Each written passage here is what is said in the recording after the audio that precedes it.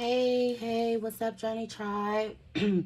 As always, I hope you guys are staying blessed and have a blessed day, especially a blessed Sunday.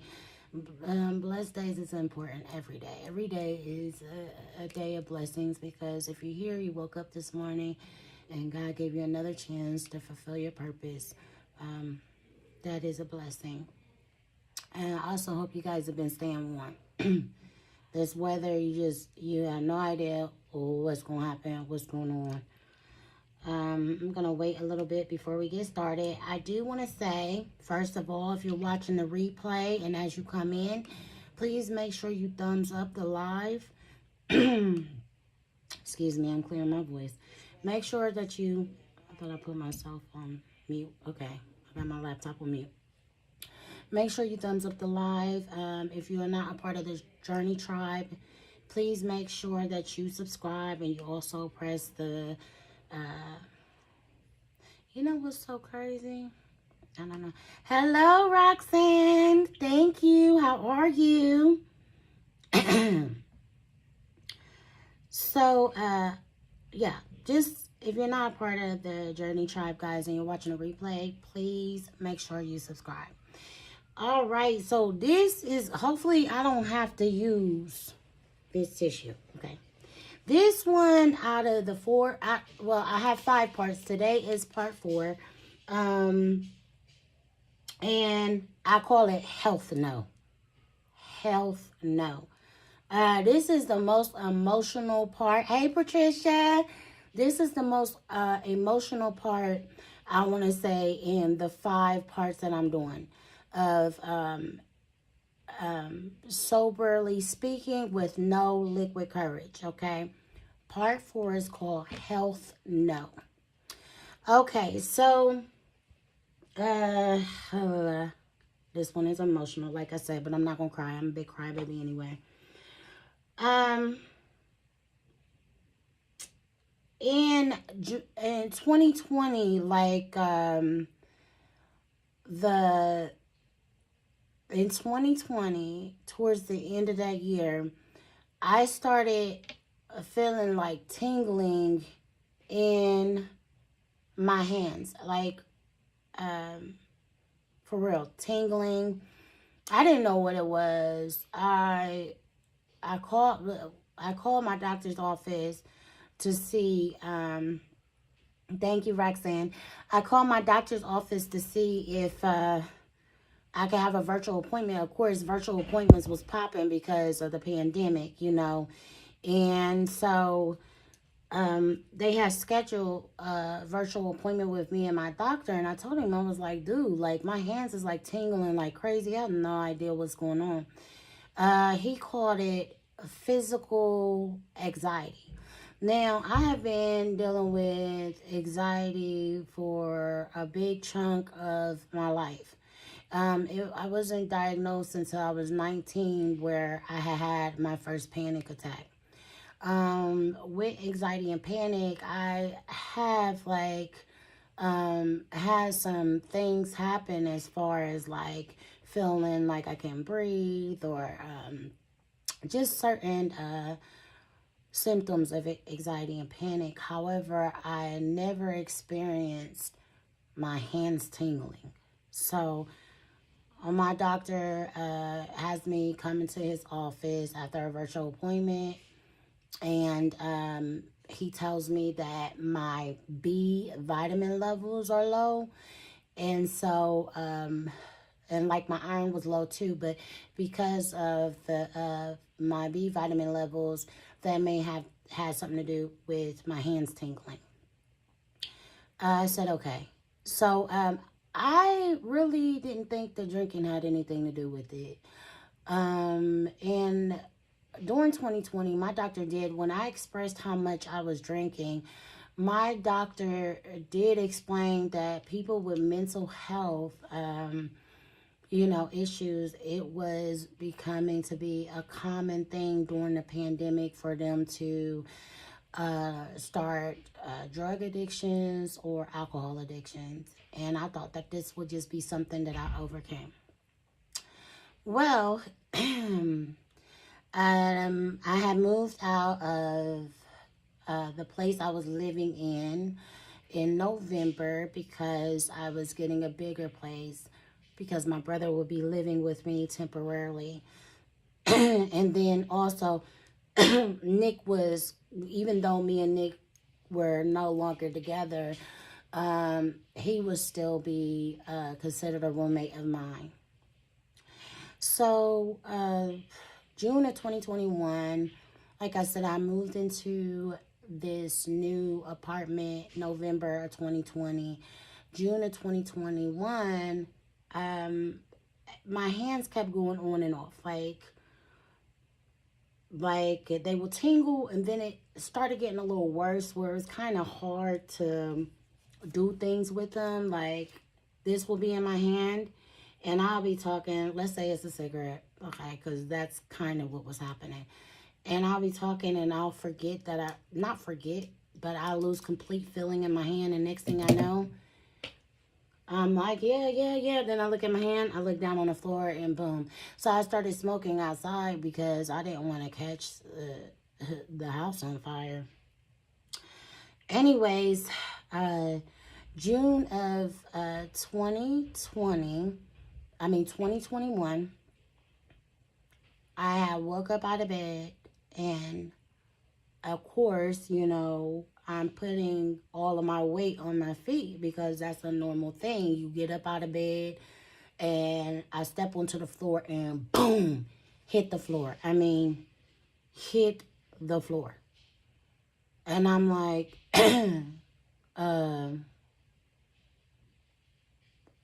what the heck? And it startled my brother. Now, Nick was at work. However, my brother heard me because, I wasn't expecting to have to fall. So I would have tried to fall pretty. Let's just keep it real. I would have tried to fall light and fall right. But I had fell and hit up against the toe that I had by the side of the wall. And my brother just heard this big bang and ran upstairs. And I tried to get back up. He was like, T, that's my nickname for my family. T, what's wrong? And I'm like, I don't know.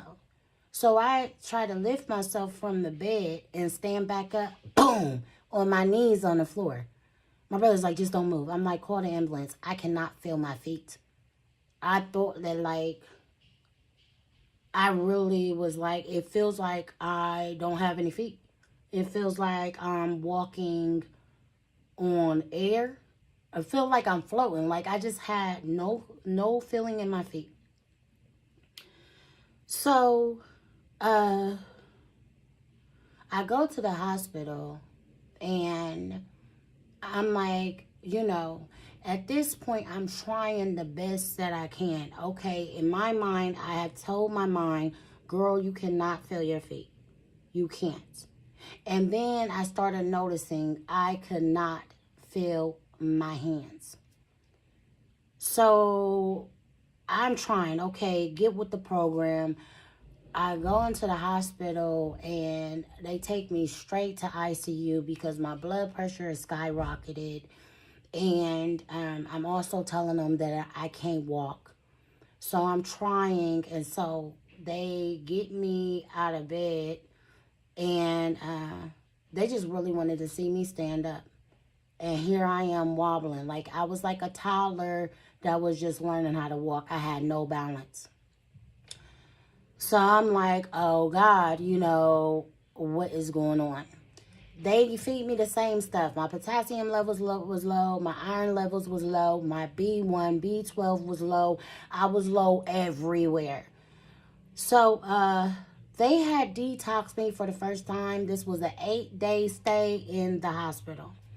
And because I went to an Ohio State hospital, like OSU, my doctor was an OSU doctor. So anytime you had any hospital stays, if you worked at an OSU doctor's office, if that was one of your primary care offices, and you went to an OSU hospital, they would get report that one of their patients was in the hospital. So they detoxed me for those 8 days. They put an alert on my bed. I could not get out of the bed by myself. So as soon as I tried to get out of the bed, as soon as I scooted around and put my feet on the floor, not even lifting myself, it was an alarm that went off into my room. A nurse to come in, can we help you? What are you trying to do? We don't want you to fall. I don't know if they changed this in Ohio, but I know here in Texas, they don't allow it. In Ohio, if you smoke cigarettes, and you could walk, they allow you to take your IV thing and roll around and go down to like the little sitting area outside and smoke. I don't know if that's changed since I've been in Texas, but I know in the hospitals here in Texas, no go. Okay, you might as well bring a vape if they allow you to do that. So anyways, I'm like, can I had scooted down the hallway. I'm like, can I go outside? And they were like, no. If you can walk to that elevator right there to take you downstairs, we'll let you go. You got to sign yourself out and you got to sign back in. And I'm like, oh, man. So I'm like, I was scooting through the hall. I'm like, I might be able to get to this elevator. I'm like, oh, you need a cigarette. I start to walk to the elevator and doom, doom, doom, doom, doom, to this way. Doom, doom, doom, doom, to this side. Left, right. The nurses are starting to surround me. Oh, no. We can't let you outside. Well, one of them people that had people in a wheelchair take me outside. That's not what they're for. So, like, I hit Nick up because my brother is at work. I said, look, I can't do this. And I was on a whole different side of town. I said, I need you to come here and wheelchair me downstairs. Anyways, when I got out, I had no balance at all. Not any balance. June, I was just like, what in the world happened? They had me on prenatal vitamins, even though I wasn't pregnant. This was the most potent they could give me, on top of thiamine, on top of my vitamin Bs and potassiums. And I'm taking this stuff and I still didn't feel any changes. So, anyways, for July 4th of 2021, you guys know that was my life celebration. I had to find a way to really still celebrate. This was an important day for me. So, I mean, I had gotten these shoes, right? And they were some cheap little shoes that I got from like a little boutique, real cheap, because at the time I could not feel my feet. They were cute and it didn't matter. Let me tell you, because you could look fly on a budget. And I just knew I was going to be tearing these shoes up. But I was cute tearing them. up. Anyways, I was going out with my friend. And we were going to go celebrate. And my brother is there. And I was like, help me put my shoes on. Because literally, okay, say this is the tip of your shoe, of my shoe. I have my shoe, I put my foot in, and think right here, this is the tip of my feet. Right here, I'm at the tip of the shoe. My brother is like, push your foot. He's pressing the top. You still are not, I can't even feel that my heel was completely out of the shoe. I'm like, oh, so I had to be like a kid that can't put their shoes on. I had to lift my leg up and then pull my shoes. My brother had to pull my shoes on, like a parent putting their kids' shoes on. So when I go, my balance is still messed up. However, I'm like taking small steps. The person I was talking to at the time, they helped me hold my arm, whatever, help me, whatever. But I just really wanted to celebrate this day. I can't get down on my YouTube studio downstairs because it was a finished basement. So the stairs was real like, it was cute. However, it was too cute for comfort, and I just knew I would roll down them steps because I would lose balance, slide down the steps. That's where my laptop was. That's where all my camera lights was, my backdrops. There was no way that I could go on YouTube and do anything. I was so afraid to fall, hurt myself, whatever. So anyways, my mom had came to, she had visited Ohio because they had lived in Texas for a few years at this point. So she had visited, and when she saw the way I was walking, she was like, what in the world is going on? She was so crushed and so hurt. She's like, when is your lease up? And by this time, you know, like I said, I had moved in November the year before. My lease would have been up in November, you know, of 2021. So, my mom had came to visit, like, it was close to November. You know, they had to move some things around and do some stuff because of work, because of business, whatever, you know. And then they moved. I moved here to Texas. And within like, and I will tell you guys, prayer changes, because from June to, I had left the very end of November. So by the time we had gotten here to Texas, it was like, because we drove, so it was like December 1st, going into December 1st. And it took, you know, I stayed with my parents for 3 weeks. My second week, I had my balance back. I mean, when I say that I couldn't open up a can, you know, I told you guys I used to drink White Claw. So the way I would open my can is like, you know, with my teeth. I couldn't use a can opener. There was a lot of things that I could not do.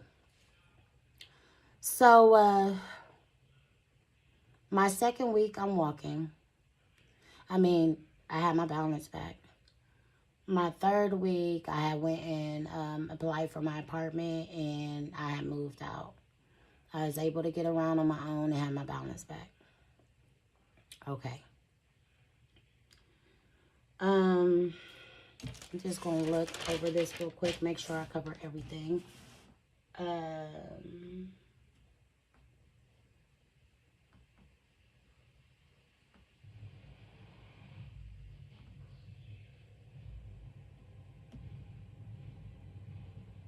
Yeah, I couldn't stand for a 5-minute period of time either.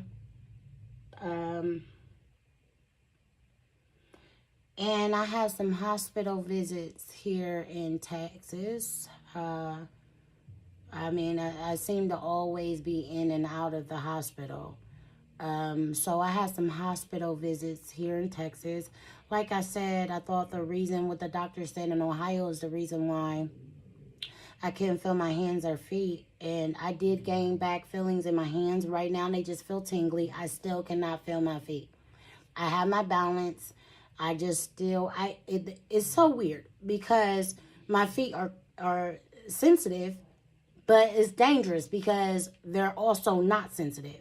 I can step on a pebble and it feel like literally I just stepped on a knife. But if I was to step on a knife, I wouldn't feel it. It's weird. You know, it's literally like my doctors don't want me to go and I got to watch for getting pedicures and manicures and things like that because they don't want anybody to nip me. They said that it may cause infection or amputation. But my hands, I'm feeling better. I can hold a fist. I can, you know, hold a pen for a long period of time. I have the feelings back in my hands. It's just like a tingling feeling. With my feet feel like that I am walking in snow with no socks on. My feet feel numb. A majority of the time, I love like long bubble baths. So if I have real hot water, which what's a bubble bath without hot water is as hot as you can stand. But by the time I get out the bubble bath, and my body starts cooling off. My feet just go through, like, it's almost like lightning hitting my feet, like, and it lasts on and off for like an hour or two. Really uncomfortable sleeping, and then also when you're trying to sleep, you know, and then also like the loss of, this was so embarrassing. One time, like when I had first moved into my place here in Texas, I was going, sorry guys, sorry, I was trying to scroll something off my screen and just scroll out of it. Okay, but anyways, I was going shopping in Walmart to get some things that I needed for my new place here. And I'm like, I'm walking down the main aisle that's behind like all the registers. And this guy, like, excuse me, ma'am. I turned around and I was like, yeah, your shoe. I turned around and looked. And my shoe was like 20 feet behind me. I couldn't feel the cold on the floor. You know, Walmart has those like concrete type floors. I couldn't feel the cold. I couldn't feel the fact that I didn't have a shoe on my foot. And I was like, what the hell? Anyways, we're still sticking to my vitamin levels. Okay.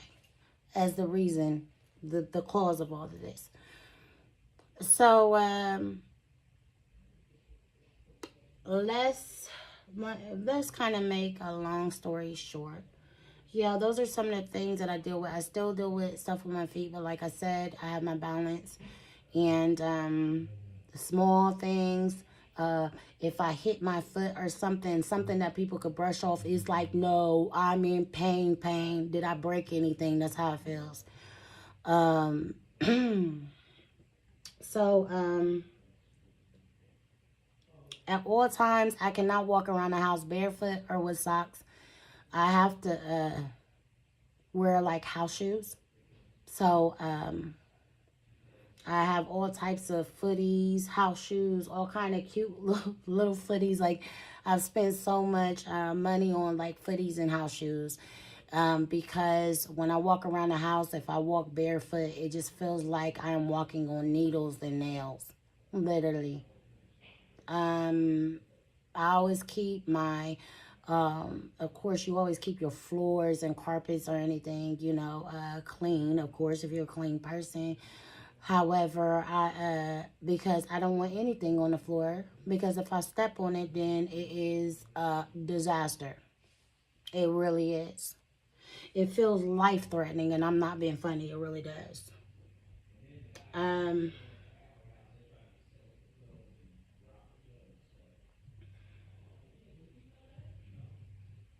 Okay.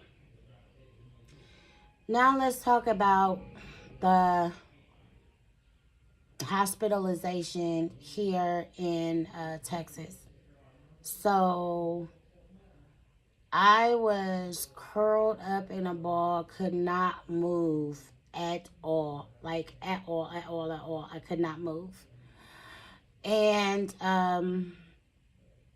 one of the reasons is because I had pancreatitis.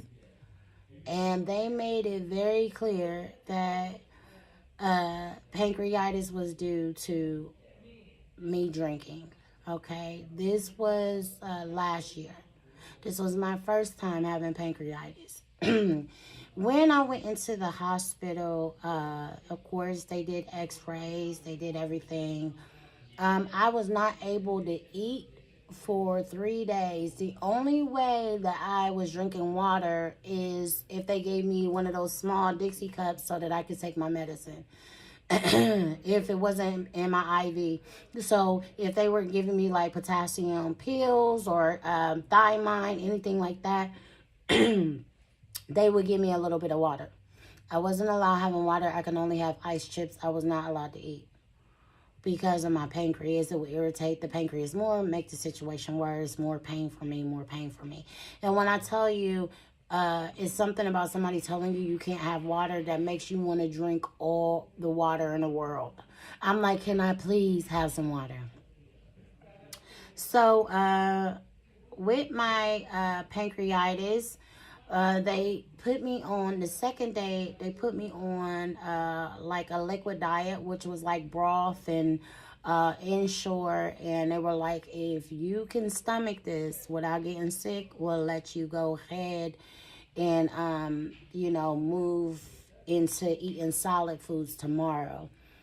And lo and behold, why? I was enjoying my water. I was enjoying my inshore. I was enjoying this liquid diet. The broth could have used some. The broth could have used some seasoning. The broth could have. But at that point, I was desperate and I had to eat.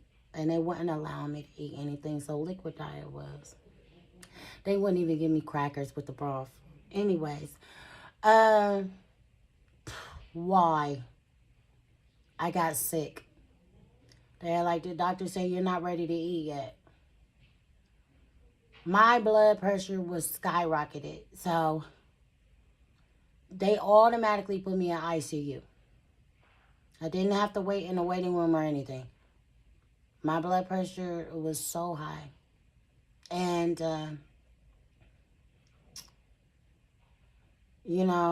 my mom would come into the hospital. Who wants to see their mom cry? Who wants to be the reason why their mom cries? Who wants anybody to cry? What person would want even their parent to cry over them? My mom would come in crying and praying that God kept me strong enough to stop drinking, because it was very apparent this is why things was going on with me. And I love my mom. I have the highest respect for her. She is a God-fearing woman. She kept me in church growing up. It's just that alcohol has such a hold and so much control over me. I was thinking throughout my hospital stay, damn, I really need a drink. It sucks. It's humiliating and embarrassing to admit, but it's the truth. So they would keep me in the hospital for like 7 days and pretty much rehab me. They would pat my bed down on the side, like the rails of your bed. They would put something on there just in case I had a seizure from withdrawal. And like every time my mom came in and seen the way they had my bed, she would get really emotional. That was the first time having pancreatitis. Everything was good for like a few more months. I was drinking, back to drinking again. I said, oh, one drink is not going to hurt me. You know what I mean? One drink is not going to be bad. And then I was drinking another 12-pack a day. Now, I told you I went from 2 12-packs to back down to 1. So now I was drinking a 12-pack a day. And I felt like I had made some progress, because I'm like, it ain't 2 12-packs after I had went through, pretty much rehab. I'm like, through the hospital. I'm like, oh, I'm just doing 1 12-pack. Yeah, right. That added up. Now I'm back in the hospital again some months later. Pancreatitis again. And every time they show me the x-ray of what a normal pancreas looks like and what mine looked like, it looked like I had it just looked like, what's that in my stomach? It's the upper part of your stomach. It just looked bad. So this time, they had already had a record that I had been in the hospital with them some months ago. They gave me doctors that just like really was like keeping it real with me. And one doctor was like, I need you to stop drinking so much. Like, you don't even act like you're that drunk. And you really are like twisted. I had just got a high tolerance for alcohol. I'm like, really? Damn, I feel like I need a shot. That's what I was thinking. So,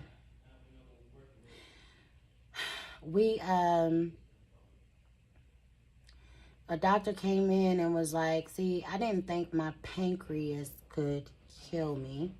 I thought it it's on the tip of my tongue. Don't get me to making up terms, but or body organs. But I did not know. I thought that it could get irritated, it could get inflamed like mine was, and that was it. Well, this doctor, she came in and she was like, no. It could get so bad to where it could kill you. And my blood pressure was high again. I'm in ICU again. Bed is padded, all that stuff.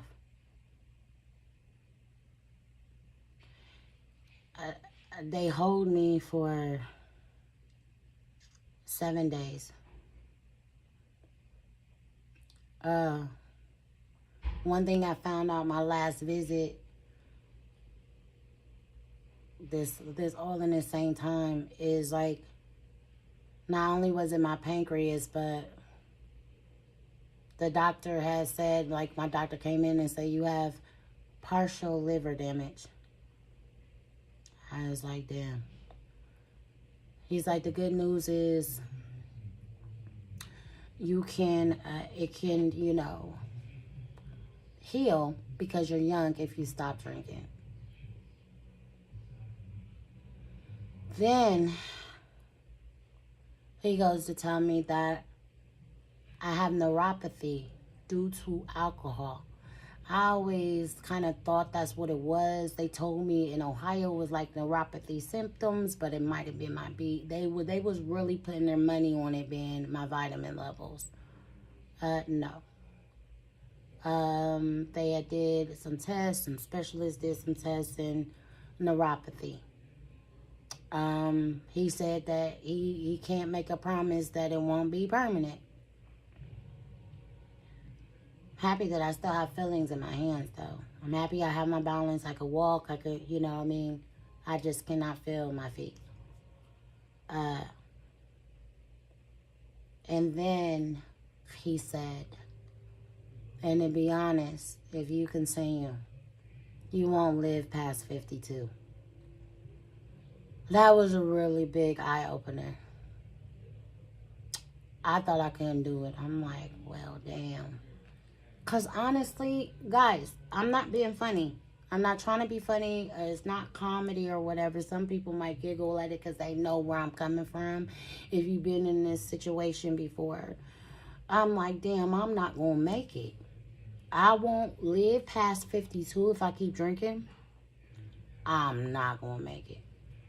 Because in my mind, I was not ready. I wanted to have a drink right then and there. Like, as the doctor is giving me bad news, I just wanted to have my can of White Claw and be like, cheers, take a drink. Okay, go ahead and feed me more.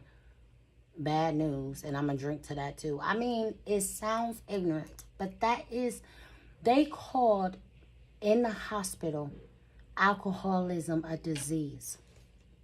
They said it's the worst disease. That's what they said. They said that it is the worst disease. I was like, why are you calling it a disease? Because somebody that's doing crack, they stop doing crack, they're going to go through withdrawals. But guess what? Their heart is probably not going to stop unless they do an overdose. Other drugs and other drugs and other addictions weren't as bad as getting over than mine. Like, I felt controlled by this thing. It'd be days. Do you know I was tired of drinking? Do you know I got to the point where I'm like tired of drinking, but then I start shaking. At one point, I started seeing black like spots. Big black spots. Because I had went so long without drinking and that day. And my doctor told me it was hallucinations. Like, oh, yeah, that's a side of a withdrawal from alcohol. You can't do that. You could go into a seizure. You can stop your heart. You got to come in. We got to put you on medicine to, you know, help you with withdrawals and stuff. And I'm like, wow. Got to the point where I'm shaking so bad.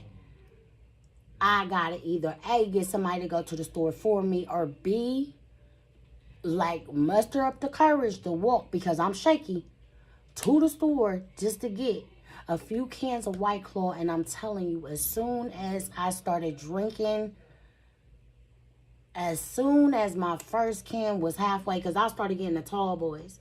Soon as my first can was halfway down, I feel relief. It's going to be okay. I'm going to get over this. I still got, what, 3 cans?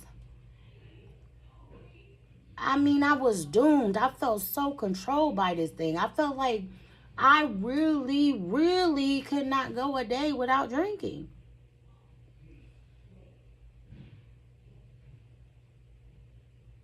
Yeah, I understand. Yeah, I get that, Roxanne. It's the hardest because it's so easy. Addiction because it's so easy to get. Yeah, yeah.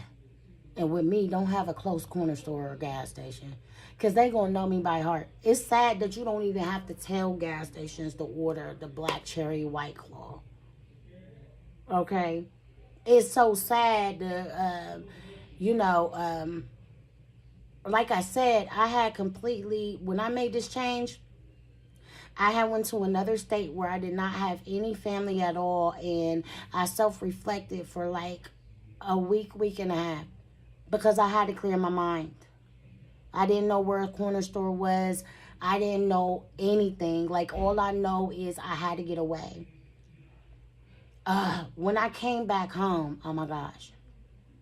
But, like, the places I was living at before. I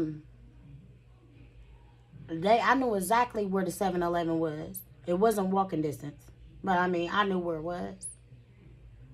And I would go to 7-Eleven, and they was even so cool with me. They knew, like, my whole ordeal. They knew I'd be there early in the morning to get my drinks. Well, if they didn't have my 12-pack in the cooler, they was so cool with me. They'll let me walk, do the back of the cooler. And when I tell you guys, this is bad. Their back stock of Volume 1 White Claw that I loved. It had 3 ruby grapefruit, 3 lime, 3 black cherry, and 3 raspberry. I wasn't really a fan of raspberry, but that's Volume 1. They had, like, up this high, like, stacks of 12 packs of White Claw. I noticed all their other White Claws wasn't that full. All their other stuff wasn't stacked. It's because I was coming in there. I told you I was spending like $80 a day. And literally, I just could not go. It had the biggest hold on me. And I felt like even when I didn't want to do it, I had to do it to stay alive. Like, I don't want to go through a seizure. I don't want to do this. And I also don't want to pay another, you know what I'm saying, they did the detox in the hospital for me. But that went right along with my hospital bills. It did. And I'm like, I'm not trying to look at another $19,000 bill. And then, like, I spoke to a doctor. They was like, you can wean yourself off. But I tried that, and that was just an excuse to drink. Now I'm going to wean myself off. This week, I'm going to have a 12-pack. Next week, I'm going to start drinking 11. The week after that, I'm going to go to 10. The week after that, I'm going to go to this. But this whole thing is a testimony because I'm letting y'all know something that's going to surprise you. All of this detox I did. Okay. So, my doctor was like, hey, you reversed your diabetes in like a year and a half. I was diagnosed with diabetes in 2020. I reversed it in 2021. He was like, you know, your A1C is like a 4 point something. Like, yeah. And he's like, you know, you could have did that with your blood pressure. I thought it was genetic. I mean, on my dad's side, high blood pressure ran rapid. My mom's side, they got high blood pressure. He is like, no, with your weight change. I went from 410 pounds down to 180. I'm probably like 181. He is like, with your weight loss, you would have literally reversed it. But you know why it's not reversed? Because you're drinking. Your alcohol levels is high. That raises your blood pressure through the roof. And I mean, my blood pressure numbers was like stroke numbers. As soon as they see my numbers, they'll pat my bed down on the side, the rails, just in case, you know what I'm saying, I have a seizure or something. And then also from withdrawals of alcohol. This is all bad. It was all bad. But yeah, they told me that I wouldn't live past 52. And I really thought, okay, I'm doomed. Because for real, you know, Tori, I was about to say my whole name. For real, Tori, just give it up. I mean, for real, you can't do this. That's what I was thinking. You can't. Because you already want to go home, light a cigarette, and have a drink, girl. That's what I'm saying. That's what I'm saying in my head. When I'll be like this, I'll be on the phone. Hey, neighbor, can you do me a favor? I'm about to cash app you. Can you go get me 4 cans? Because I'm on my way. They about to let me go now. Discharge me now. Can you give me 4 of the black cherry white claw? That's how bad it was. That's how bad. That's how bad.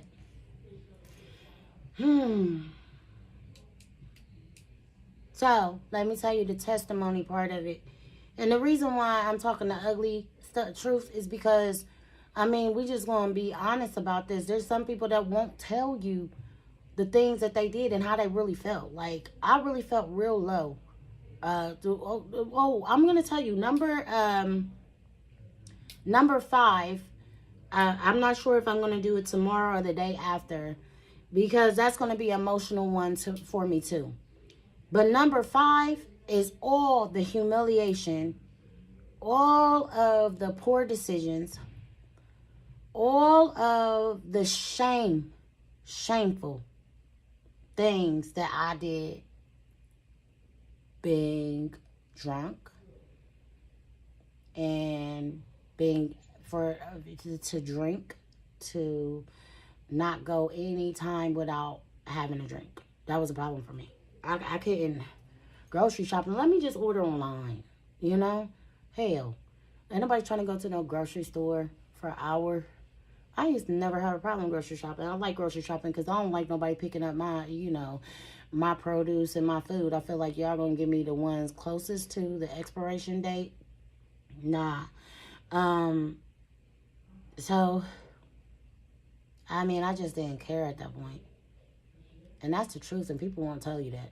They don't give 2 shits. My doctor's just straight telling me, like, you won't live past 52 if you don't stop. And I'm like this, like, for real. You tell people that, they'll be, like, devastated. Oh, my God, oh, my God, oh, my God. Me, I'm like, well, damn.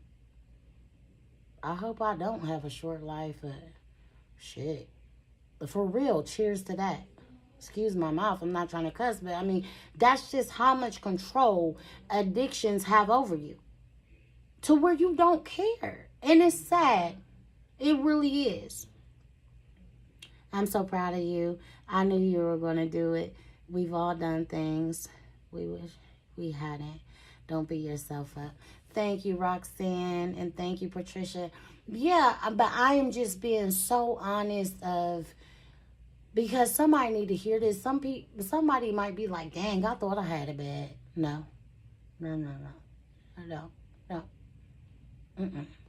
Only thing I was not doing, and I'm not, nope, do not. If it wasn't for me scared to get diabetes again, because I'm so serious, I don't play with sugar. I don't. If it wasn't for my blood pressure, I'm not knocking nobody. I have no room to judge. Like I said, just like in the Bible it says, no sin is greater than the next. No addiction is greater than the next. Addiction, you got the same mindset. It controls you. You'll do whatever for it, okay? I'm not judging nobody. But one thing I never did was drink mouthwash. I'm so serious. I thought, oh my God, now I'm real bad if I do that. Well, there's some people that when they hear my story, they're going to be like, yeah, I'm bad. Yeah, I thought I was doing something. No, that's why I want to be transparent. However, how did I get over it? All right, so this is the sober Tori. And you guys have been chilling with Sober Tori for a minute ever since I kind of like revamped my channel and decided to go with this whole Tori's journey thing, because things have been a journey for me for the last few years. Guys, the way that I became sober, guess what? I gave it to God. Yep. That's what I did. I gave it to God. And the first day, I thought that I would have to go through a detox program and all of that stuff. I thought I have to go through a detox program, but no. I gave it to God. I said, God, I'm just tired. Well, they said I won't live past 52. They say I have slight liver damage, and, you know, if I stop, then, you know, it'll heal and I'll be cool because of my age. Like, but I'm just tired. I don't want to drink today. I'm just tired. I'm tired of not remembering things. I felt like I was in a fog at all times. I don't remember the last conversations I had, or when I talk to somebody, they'd be like, remember we talked yesterday, girl? I told you that. And I'm like, did you? Didn't even remember talking to the person. Let alone the conversation we had. I just got tired. I got tired of being in a fog. I got tired of being controlled by this thing. I got tired. It went from me not thinking that I could stop, knowing that I couldn't, starting to be comfortable. It sounds ignorant with the fact that 52 is gonna be, that they saying 52 gonna be it. I don't know if I'm gonna make it. To me, just completely being tired. And God will do it, Roxanne. And so the first day,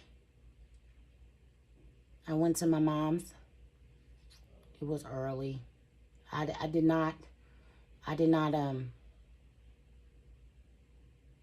go and buy anything to drink before going. Because, you know, every time I was about to go to the hospital, whether it was ambulance, the last 2 times I went, the ambulance took me because I literally could not move due to pancreatitis. But the other times I go to the hospital, I'm like, let's stop by this Circle K. Let's stop by 7-Eleven. Let's stop by, you know what I'm saying, this quick trip. You know, these gas stations. And I get that 32-ounce cup that's clear that you could put the fountain sodas in. I just get the cup, the lid, and the straw.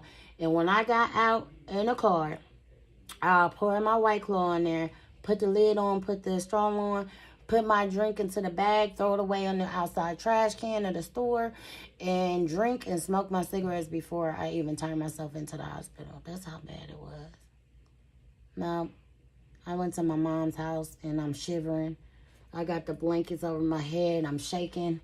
My mom is freaking out. Oh, God, in the name of Jesus. My mom is saying, in the name of Jesus. God, touch her body, Lord. Give her the strength in the name of Jesus. My mom is saying, Lord, be with her right now. Give her the strength. Let her know the battle is not hers, it's the Lord's. In the name of Jesus. No weapon formed against her shall prosper in the name of Jesus. My mom is speaking all of this into me as I'm going through a withdrawal. I was fighting it so bad. I said, Mom, y'all don't got no wine or nothing? My mom said no. And I'm fighting it. They said that the 7-hour period is when they're worried because I can give you, around that time you can have a seizure. They said that, or your heart could stop. They try to at least keep you in detox for 3 days, but the longer, the better. 3 to 7 days. They say all of these things can happen to you in this 7-day period. They put you on medication to stop withdrawals. They say that you could hallucinate and start seeing things. Only thing I had was the shakes real bad the first day. The second day, it did kind of feel weird. I'm not going to lie to you. The sun looked brighter. Everything just was so, another thing I was having issues with is my eyes. Like, eye sensitive to the sun, wore sunglasses all the time, and it was due to alcohol. And then I am nearsighted, so I do have prescription glasses, but the sunglasses at all times, I needed them. Any light would just be like, piercing, because my eyes are sensitive due to alcohol. Then, like, I just felt like, oh my gosh, day 3, I did it. The first week, I did it. The second week, I did it. I speak more clear. I remember everything, like who I talked to, what it was about, all this stuff. I mean, I was 4 years into this, so getting my memory back up to par the way it was before I started drinking like that is just so amazing. Am I strong enough right now to be around drinks? No, not really. I'm just being honest. It would be a fight with myself to have a drink, because I know what I've gone through and how hard it took for me to get to this point. However, to not tempt myself, what I just do is when people invite me places and I know it's going to be wine there, I know it's going to be this. Now, if it's a bar, you know what I mean? Like, of course, no. I mean, if it's a restaurant and they have a bar in the restaurant, but it's really a restaurant, no problem. I could go kick it with you. I just won't order nothing to drink. I'll order my 0 sugar soda or whatever, or my unsweet tea and put Splenda in it, and I'm good. But actually being in someone's house where we kicking it and then they have, like, their bottles or some wine, nah, I can't put myself in that type of environment yet.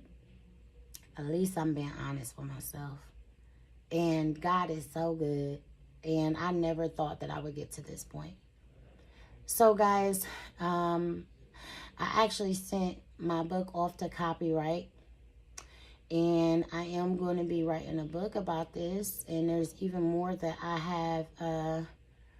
have not shared, because I'm going to keep that to the book. And like I said, I got one more coming, and then that's it. So it really is like a journey.